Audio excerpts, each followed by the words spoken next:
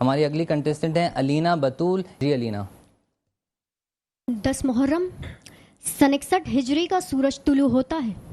میدان کربلا میں نواسہ رسول اپنے نانا کے دین کو بچانے کی خاطر 72 جانوں کا نذرانہ پیش کرتے ہیں. میدان جنگ میں ایک طرف حق دوسری طرف یزیدیت، ایک طرف حق دوسری طرف باطل، ایک طرف حسینیت دوسری طرف یزیدیت. 3 دن کی بھوک اور پیاس کی شدت ہے مگر ہمت چٹان کی مانند ہے. بیٹے کے سینے سے برچی کا بل نکالا ہے مگر ہمت و صبر سے سوکھی ہوئی زبان سے خدا کا شکر ادا کرتے رہے اور وقت کے یزید کو نیست و نابود کر کے یہ ثابت کیا کہ سر اگر سر ہے تو نیزوں سے شکایت کیسی ہے. صدی علی وقار بدر کا میدان ہے. اصحاب رسول تعداد میں کم، اسلحہ کی قلت مگر ایمان کی پختگی ان پر حاوی ہو گئی کہ 313 کا لشکر 1000 کے لشکر کو شکست سے ہمکنار کر دیتا ہے اور ثابت کرتا ہے کہ سر اگر سر ہے تو نیزوں سے شکایت کیسی.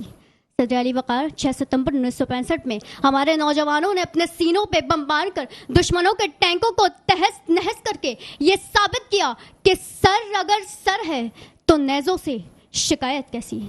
صدی علی وقار ہم نے ایران کے شہید قاسم سلیمانی کو لہو بہاتے دیکھا. ہم نے اس ارض پاک پر حسین ابن علی بن کر قضائے یزید کو نیست و نابود کیا اور یہ ثابت کیا کہ سر اگر سر ہے تو نیزوں سے شکایت کیسی.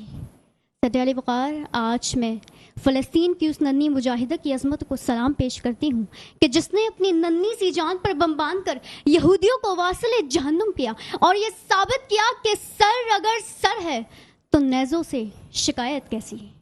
آفری ہو تم پر اے ننھی مجاہدہ مگر ہم خاموش ہیں، ہم شرمندہ ہیں. یہ ہمیں کیا ہو گیا؟ ہماری عزت، ہماری غیرت، ہماری تعلیم، ہمارے ارادے سب مٹی تلے دھپ چکی ہے.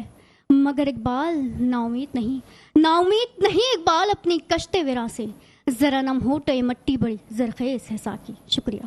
بہت زبردست علینا.